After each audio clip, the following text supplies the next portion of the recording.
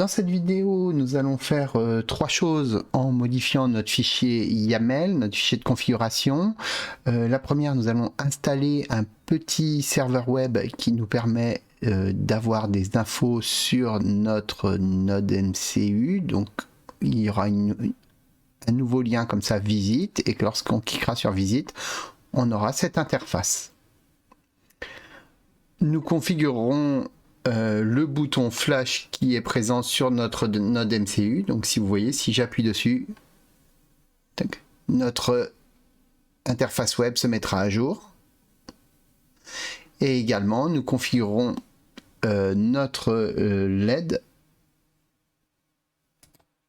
Et grâce à ce switch, on pourra l'allumer et l'éteindre.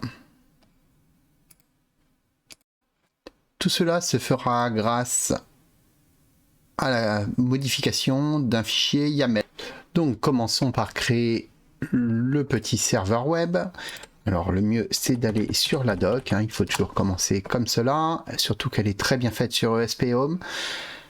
Ensuite vous avez tous les composants qui sont disponibles. Alors il y en a vraiment énormément. Alors le premier qui va nous intéresser, c'est le web server. Je clique dessus et là j'ai une page qui me décrit l'ensemble des options, voilà, et à quoi il sert.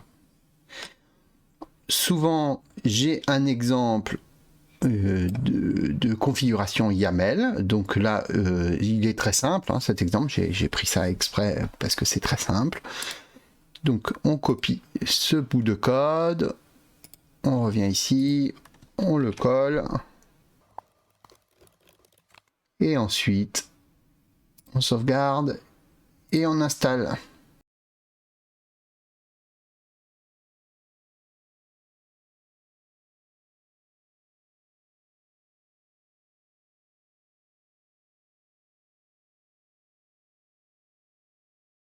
Lorsqu'on est à nouveau connecté, on doit avoir un nouveau lien ici, visite. On peut cliquer dessus. Et à ce moment-là, on se retrouve sur notre node MCU, c'est-à-dire que le petit serveur web, il est hébergé ici. Donc maintenant, nous allons installer notre premier capteur. Alors donc, le capteur, c'est un bouton, il se situe là, juste à droite de la prise USB. Alors, je vous colle le code et je vous l'expliquerai ensuite. Voici le code. Je l'installe.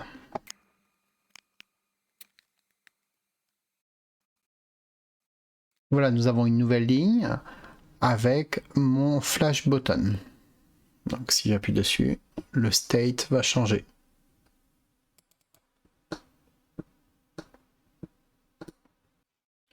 Donc, je reviens sur le code YAML. Et j'ouvre ma doc ESP Home.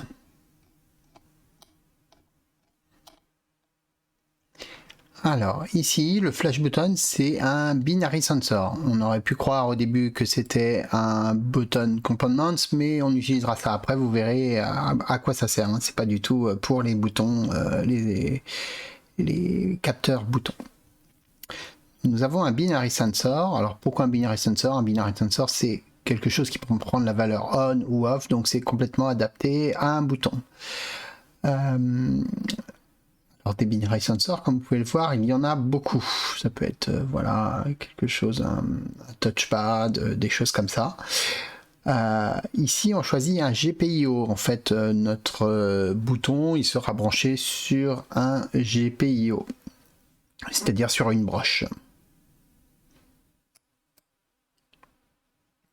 Donc voilà. Alors ici, vous voyez en YAML, on a un élément pin.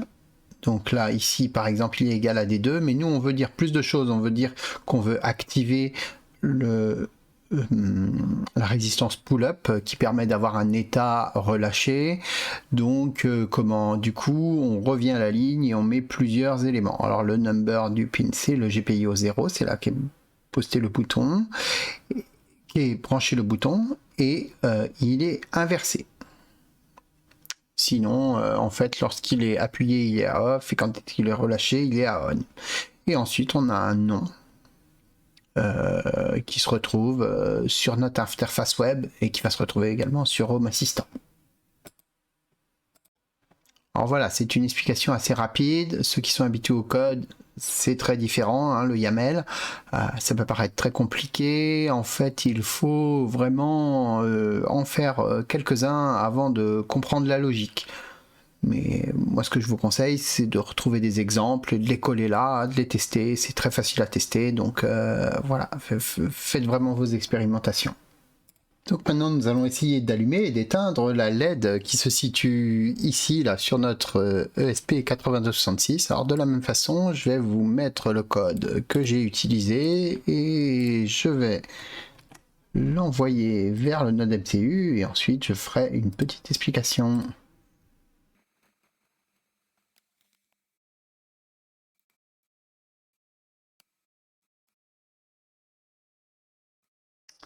Et voilà, nous revoici donc sur l'interface web.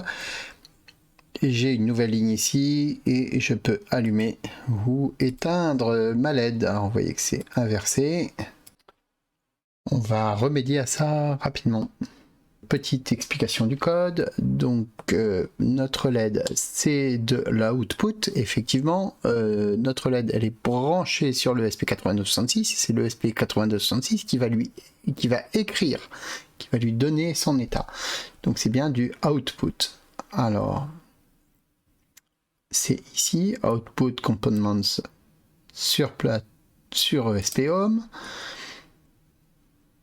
Et ici, on a bien un GPIO output, c'est-à-dire que notre LED elle est branchée simplement sur une broche. C'est la broche numéro 2, hein. C'est comme ça sur tous les ESP8266, si je ne me trompe pas. Je clique dessus. Donc c'est un output, la plateforme c'est GPIO, on va dire que c'est la sous-famille, hein. L'output c'est le composant et la plateforme c'est la sous-famille. On indique ici la broche et on met un ID. Ça c'est pour c'est au cas où vous en avez plusieurs, du coup il sera identifié par son ID. Donc ici on a bien mis output onboard LED. Alors il y a un gros warning, hein, effectivement l'output n'apparaîtra pas en front. Si on laisse ça, ça fonctionnera, hein, c'est-à-dire que ça allumera la LED, mais ça la laissera allumer et on ne pourra pas agir dessus via l'interface. Pour nous, notre interface web ou via Home Assistant. Pour cela, on va devoir déclarer, pour pouvoir avoir une interface, on va devoir déclarer un autre élément. Donc ici, c'est une light.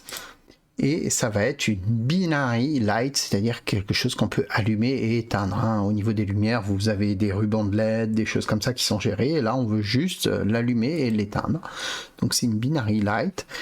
Et là, on va dire l'output, c'est bien notre onboard LED.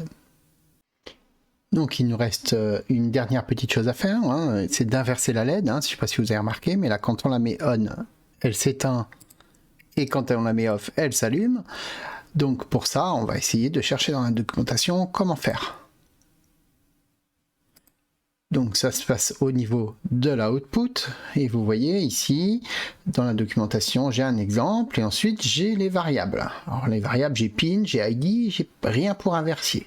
Par contre, on me dit que la plateforme GPIO hérite de toutes les options de output. Donc je peux cliquer sur output et ici je vois que j'ai bien une variable inverted au niveau de l'output. Donc je peux la prendre et la coller ici. Donc je veux vraiment l'inverser.